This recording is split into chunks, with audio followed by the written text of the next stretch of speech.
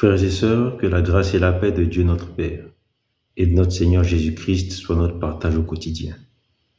Père de toute grâce, nous savons que le fondement de ta parole est la vérité et que toutes les lois de ta justice sont éternelles. Enseigne-nous ta vérité et toutes les lois de ta justice à travers ce partage sur les alliances. Frères et sœurs, notre Dieu est un Dieu d'alliance. Il en a établi 3. Les Écritures nous ont enseigné que l'annonce des alliances ont été accompagnées d'un jugement et d'un châtiment. Que ce soit l'alliance en Noé ou en Abraham, les Écritures nous ont révélé cette similitude. Nous allons voir maintenant quelle est la teneur de ce jugement, du châtiment et quelle est l'importance de l'alliance. Nous allons le voir à travers les 3 alliances, y compris celle en Jésus-Christ, même si nous ne l'avons pas abordé précédemment pour voir le contexte des alliances. Très bien. Commençons par l'alliance en Noé. En quoi consistait le jugement? En quoi a consisté le jugement, le châtiment et l'alliance en Noé? Le jugement, nous avons vu, a été fait à partir du constat que les générations entre Seth et Noé étaient des générations méchantes, corrompues, violentes, bref, des générations iniques. Sur la base de ce constat-là, Dieu va prononcer un châtiment qui va s'appliquer. Lisons en Genèse 7. Genèse 7, à partir du verset 1. Yahweh dit à Noé, « Entre dans l'arche, toi et toute ta maison. » Verset 2. « De tous les animaux purs, tu en prendras avec toi 7 paires, des mâles et leurs femelles. Et de tous les animaux qui ne sont pas purs, tu en prendras 2, un mâle et sa femelle, pour conserver en vie leur race sur la face de toute la terre. » Verset 13. Ce même jour, Noé entra dans l'arche avec Sem, Cam et Japheth, fils de Noé, la femme de Noé et les 3 femmes de ses fils avec eux, et toutes les bêtes des diverses espèces, tous les animaux domestiques des diverses espèces. Verset 23. Tout être qui se trouve sur la terre du sol fut détruit, depuis l'homme jusqu'à l'animal domestique, jusqu'aux reptiles et jusqu'aux oiseaux du ciel. Ils furent exterminés de la terre. Il ne resta que Noé et ceux qui étaient avec lui dans l'arche. Genèse 7 nous parle du déluge, qui est le châtiment que Dieu a prononcé sur cette génération méchante, corrompue et violente. Mais nous remarquons une chose importante. Quand bien même Dieu châtie cette génération, qu'est-ce qui nous est dit dans Genèse 7, les versets 2 et 3? Il nous est dit que Dieu dit à Yahweh dit à Noé, « De tous les animaux purs, tu en prendras avec toi 7 paires, des mâles et leurs femelles. De tous les animaux qui ne sont pas purs, tu en prendras 2, un mâle et sa femelle. » Verset 3, pour conserver en vie leur race sur la face de toute la terre.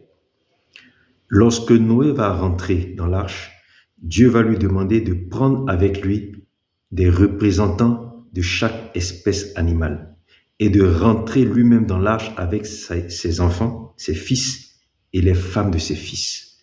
Nous constatons que quand bien même Dieu a prononcé un châtiment sur cette génération méchante, corrompue, violente, Dieu n'a pas souhaité que soit éradiqué le règne du vivant, c'est-à-dire le règne de l'homme et le règne de l'animal.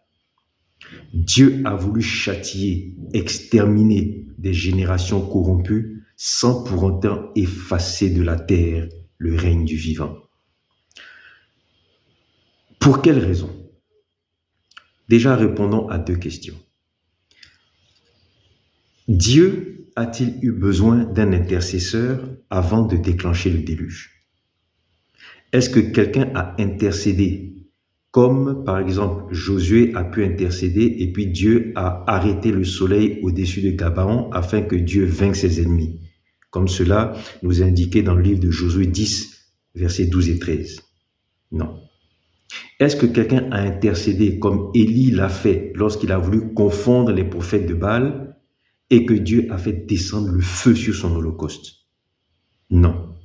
Personne n'a intercédé pour que Dieu envoie le déluge. Ça veut dire que Dieu aurait pu exterminer la terre, avec le déluge quand il le voulait. Tout au long de ces 9 générations, tout au long de ces plus de 1000 ans, Dieu à n'importe quel moment aurait pu envoyer le déluge pour exterminer la terre. Pourquoi Dieu a-t-il attendu de rencontrer Noé et d'établir une alliance avant de prononcer ce jugement et ce châtiment sur les hommes et sur la terre? Quel est alors le rôle de l'alliance? Est-ce une coïncidence? Il n'y a pas de coïncidence en Dieu. Quel est le rôle de l'alliance? Lisons Genèse 8. Genèse 8, verset 1. Dieu se souvint de Noé, de toutes les bêtes et de tous les animaux domestiques qui étaient avec lui dans l'arche, et Dieu fit passer un vent sur la terre et les eaux baissèrent. Verset 16. Dieu dit à Noé, sors de l'arche, toi et ta femme, tes fils et les femmes de tes fils avec toi, toutes les bêtes de toute chair qui sont avec toi. Verset 21. Verset 20. Noé construisit un autel à Yahweh, et ayant pris de tous les animaux purs et de tous les oiseaux purs, il offrit des holocaustes sur l'autel. Yahweh sentit une odeur agréable, et Yahweh dit en son cœur, je ne maudirai plus désormais la terre à cause de l'homme, parce que les pensées du cœur de l'homme sont mauvaises, et je ne frapperai plus tout être vivant comme je l'ai fait. Désormais, tant que la terre durera, les semailles et la moisson, le froid et le chaud, l'été et l'hiver, le jour et la nuit ne cesseront point. Lisons Genèse 9. Genèse 9, verset 1. Dieu bénit Noé et ses fils et leur dit, soyez féconds, multipliez et remplissez la terre. Genèse 9, verset 9. Et moi je vais établir mon alliance avec vous, avec votre postérité après vous. J'établis mon alliance avec vous. Aucune chair ne sera plus détruite par les eaux du déluge, et il n'y aura plus de déluge pour ravager la terre. Genèse 7 nous a montré que Dieu, en dépit de sa volonté d'exterminer et de châtier les hommes, a quand même voulu garder un reste afin que ce reste vive. Il a donc demandé de prendre 7 paires des animaux purs et 2 paires des animaux impurs. Il a demandé également à Noé de rentrer dans l'arche avec sa femme, ainsi que ses fils et les femmes de ses fils. Clairement, Genèse 7 nous montre que la volonté de Dieu était certes de châtier l'humanité, mais de ne pas l'éradiquer. Genèse 8 et Genèse 9 nous montrent que lorsque Noé est sorti, qu'il a accompli un holocauste qui a réjoui Dieu, Dieu a scellé cette volonté dans une alliance. L'alliance avec Noé a permis à Dieu de sceller cette volonté et d'en faire une promesse que l'espèce vivante, animale et humaine ne serait plus jamais détruite sur cette terre. Dieu dit, Genèse 8, 21, « Je ne maudirai plus désormais la terre à cause de l'homme. Désormais, tant que la terre durera, les semailles et la moisson, le froid et le chaud, l'été et l'hiver, le jour et la nuit ne cesseront point. » Dans Genèse 9, Dieu dit, verset 9, « Et moi je vais établir mon alliance avec vous et avec votre postérité après vous, avec tous les êtres vivants qui sont avec vous. J'établis mon alliance avec vous. Aucune chair ne sera plus détruite par les eaux du déluge et il n'y aura plus de déluge pour ravager la terre. » Dieu avait prévu exterminer la terre, exterminer le vivant, sans l'éradiquer définitivement. L'alliance en Noé, homme juste devant les yeux de Dieu, aux yeux de Dieu, homme ayant trouvé grâce aux yeux de Dieu, l'alliance en Noé a consisté à sceller cette promesse.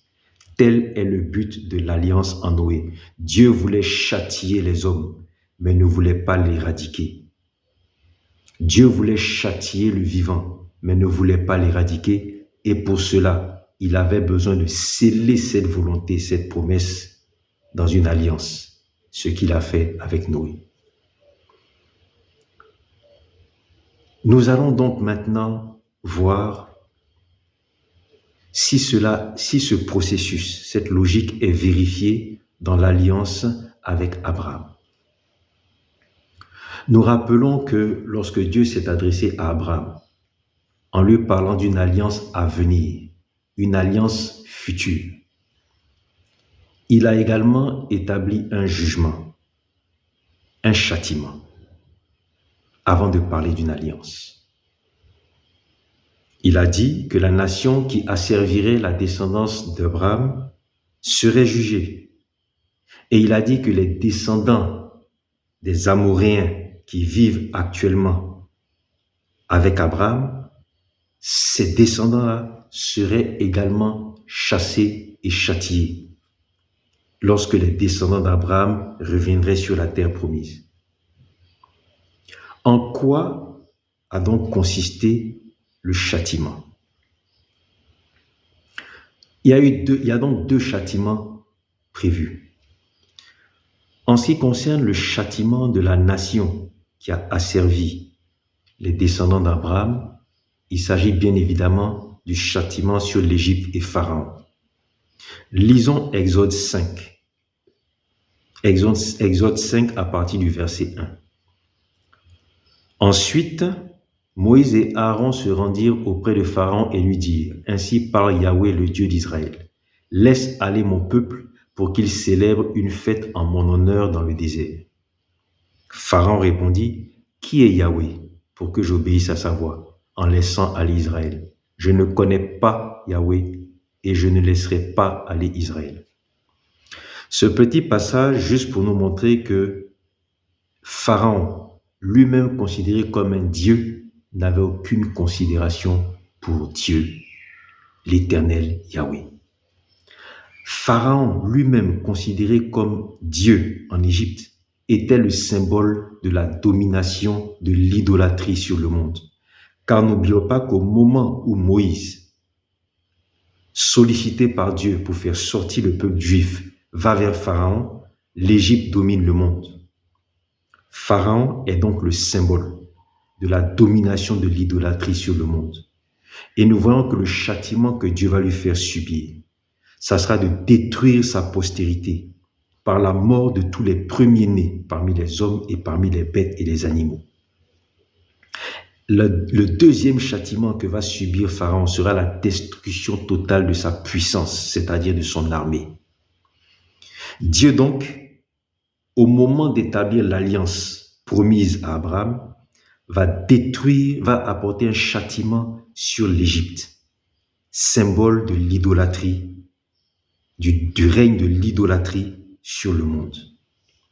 Il y a un deuxième châtiment qui était prévu et qui concerne les descendants des Amoréens, ces peuples que les descendants d'Abraham devaient trouver sur la terre promise. Ces peuples-là, qu'est-ce qui leur était réservé comme châtiment? Deutéronome 7, versets 1 à 5. Lorsque Yahweh ton Dieu, c'est donc Moïse qui s'adresse au peuple de la part de Dieu. Lorsque Yahweh ton peuple t'aura fait entrer dans le pays dont tu vas prendre possession et qu'il aura chassé devant toi beaucoup de nations, 7 nations plus nombreuses et plus puissantes que toi, et que Yahweh ton Dieu te les aura livrées et que tu les auras battus, tu les dévoueras par anathème, tu ne concluras pas d'alliance avec elles, tu ne leur feras point grâce. Mais voici comment vous agirez à leur égard. Vous renverserez leurs autels, vous briserez leurs stèles, vous abattrez leurs askérim et vous livrerez au feu leurs images taillées. Aux nations qui symbolisaient l'iniquité, la méchanceté, la violence et la corruption, les descendants des Amoréens, ces 7 nations grandes dont parle Dieu, il a été réservé qu'elles soient détruites, qu'elles soient chassées, que aucune grâce leur soit accordée et que tout ce qui symbolise la puissance de leur nation soit détruit. Donc lorsque Dieu s'apprête à rentrer dans l'alliance avec Moïse, Dieu proclame la destruction du symbole de l'idolâtrie qui régnait sur le monde et la destruction du symbole de l'iniquité, c'est-à-dire la méchanceté, la violence et la corruption représentées par les descendants des Amoréens qui occupaient la terre promise. Et nous voyons que Dieu respecte l'alliance faite en Noé. Parce que Dieu ayant fait le constat qu'il y a l'idolâtrie, qu'il y a la méchanceté, l'iniquité présente sur le monde, Dieu ne détruit pas toute l'humanité, mais il détruit le symbole de la domination, de l'idolâtrie et l'iniquité sur le monde. Rappelons-nous la promesse faite en Noé, scellée dans l'alliance en Noé. Dieu n'exterminera plus le monde.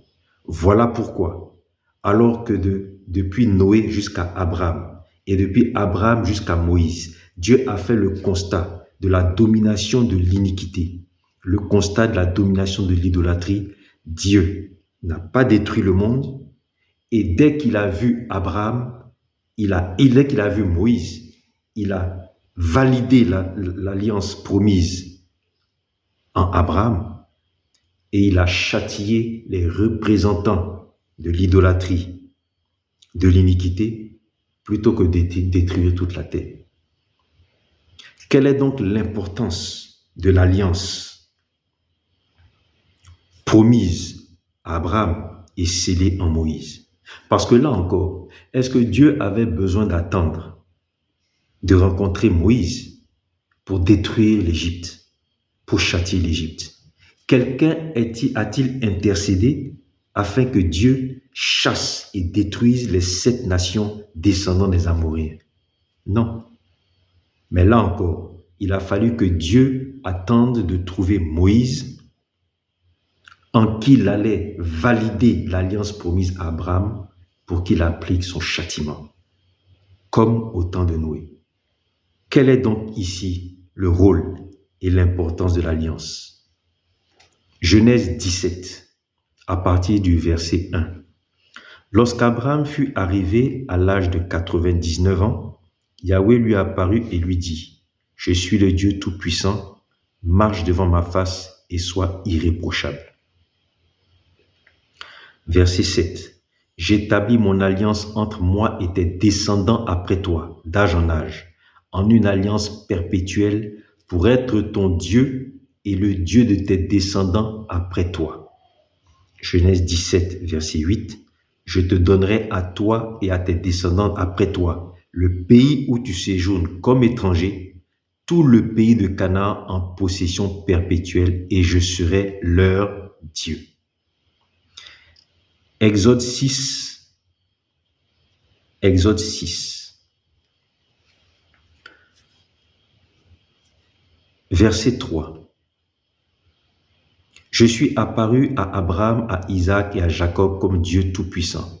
Mais sous mon nom de Yahweh, je ne me suis pas fait connaître à eux. » Verset 4. « J'ai aussi établi mon alliance avec eux pour leur donner le pays de Canaan, le pays de leur pèlerinage où ils ont séjourné en étranger. » Dans Exode 6, Dieu, par l'intermédiaire de Moïse, rappelle au peuple la promesse faite à Abraham.